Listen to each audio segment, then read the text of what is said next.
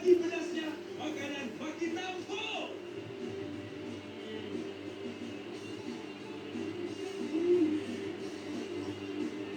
Dengan perpaduan unik bawang goreng dan cabai pilihan, bikin lagi sampai ludes. Jawara, lagi pedasnya, ludes makanannya.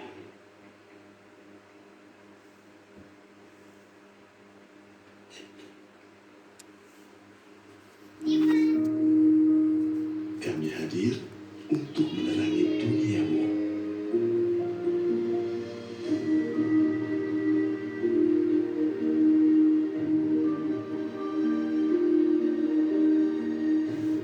Kami terus berinovasi untuk. What's up, guys? My name is Ryan, and I've spent the last several years exploring the incredible country of Italy, and I want to show you my favorite places. So here is my Italy Top 100.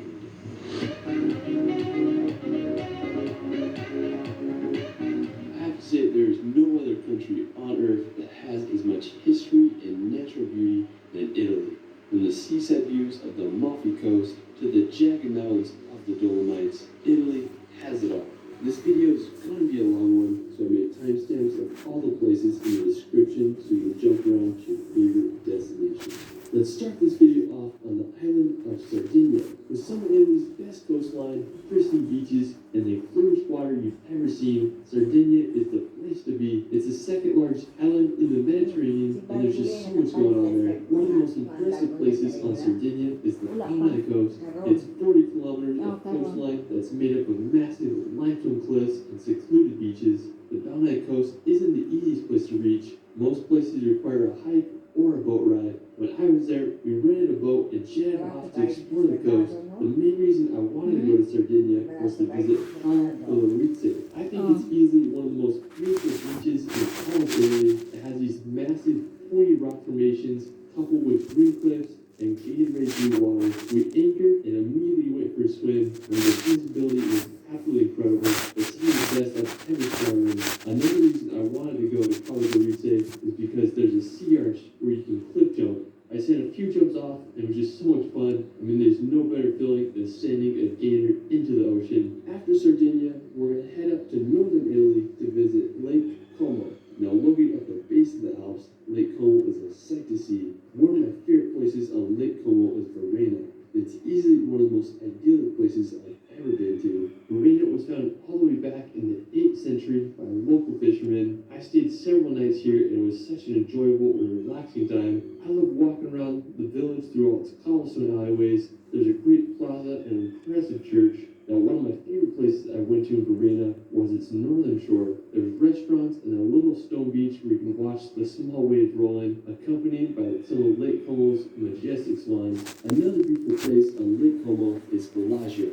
Now, located at the wide junction on the lake, Bellagio is often referred to as the Pearl of Lake Como. My wife and I took a ferry to get there from the town of Verona. It was a beautiful place to stroll around and enjoy the picturesque town and waterfront. Afterwards, we're going to head down to the Italian Riviera.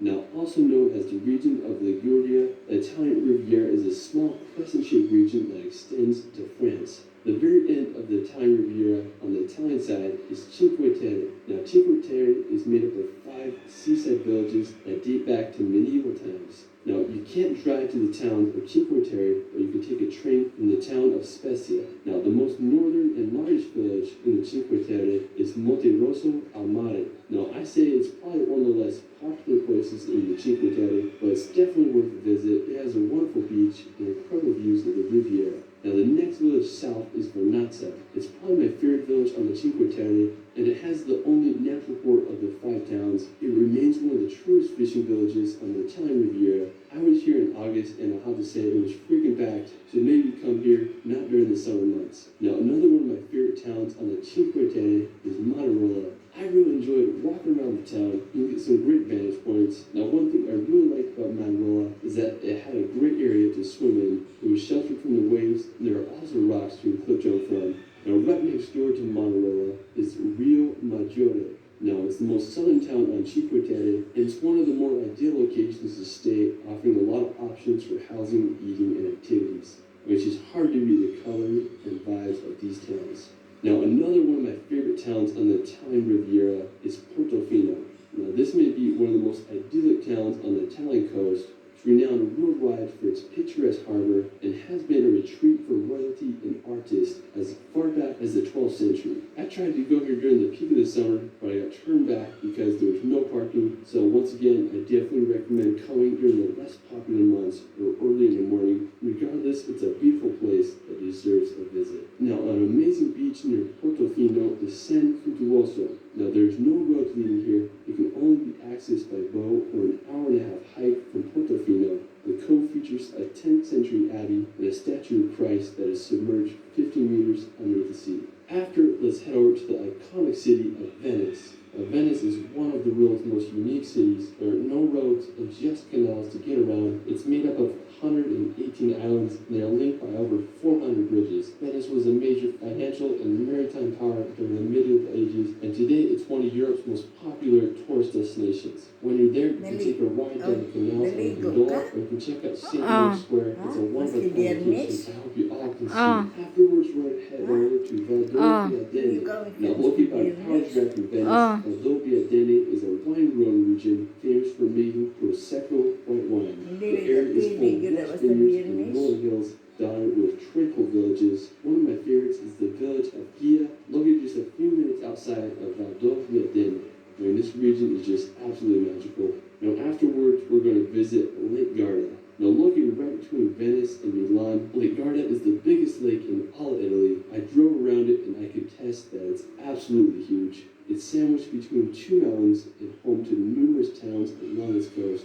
The southern end is home to the Castello Scagliero. Now, built in the 14th century, it stands as one of Italy's best preserved castles. My favorite feature is its fortified dock, which offers shelter for Venetian fleets. To the east of Lake Garda is Monte Valdo. It's a mountain range that overlooks the lake. You can take gondola out from the lakeside town of Massicine, and once you reach the top, you can hike around and enjoy the incredible views. Another fascinating nearby place is the Madonna della Corona Sanctuary. This is church that's built on the side of a cliff. The church was built all the way back in 1530 and served as a place to pay pilgrimage and enjoy the nature of God and peace. Now, to get to the chapel, you can park in the town of Spiazze above and make this short hike down. Italy is just full of the world's most scenic churches. Now, right next to Lake Garda is the beautiful city of Verona. Famous for being the setting of Shakespeare's Romeo and Juliet, Verona is a beautiful medieval town. I just love how the river cuts through the town. It's home to the Verona Arena, which is an ancient Roman amphitheater. It's where the closing ceremony of the 2026 Winter Olympics will be held. After, we're going to visit Bologna. Now, located about 2 hours drive from Verona, Bologna is one of the wealthiest cities in Italy, the 7th most populous, with a population around 400,000. What I love about Bologna is its medieval towers. They were constructed back in the 12th and 13th centuries, with the highest being over 300 feet tall. Back in medieval times, there were an estimated 180 towers, which dominated the city. Over the centuries, many towers were demolished or simply collapsed, and today fewer than 20 towers remain. The most famous are the Two Towers. The tallest tower reaches over 97 meters with an overhang of 2.2 meters. When they're both laying a little bit, they look like they're going to collapse. I just can't imagine all the history these towers must have experienced throughout the ages. After, we're going to visit the magnificent city of Milan. Located in the Lombardy region, Milan is a powerhouse of a city. It has the second largest economy in the EU after Paris. It's one of the world's 4 fashion capitals. The city is full of a mixture of modern skyscrapers and apartment buildings. One of the most Nindotag view sa Italy, no? Kana ba view sa Italy? Nindot kayo. Daghang day kay balay na Italy? Ang Italy daghang kay balay.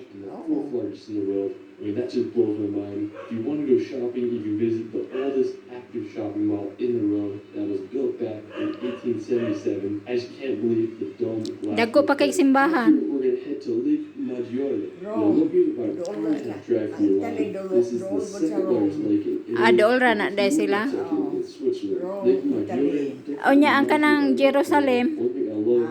Kanang Jerusalem usara na sa Israel. Now, right next door is another beautiful lake called Lake Lugano. Now, just like Lake Maggiore, Lake Lugano is located in both Italy and Switzerland. The Italian-Swiss border around the lake is super interesting, with even a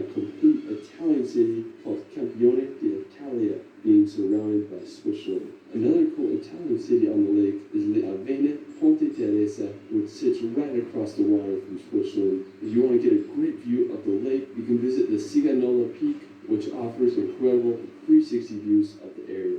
After, we're going to head over to the region of the Aosta Valley. Nestled in the Italian Alps, Aosta Valley is the smallest and least populated region in all of Italy. What I love about Aosta is that it's surrounded by Europe's highest mountains such as Mont Blanc. And one of my favorite places in the region is Trevino. It's an alpine ski resort in this overlook on the Italian side of the iconic Ay, mapa? which is also Mapa? called Monte Cervino. Mapa? Special thanks to my friend Ronscape for sharing his footage.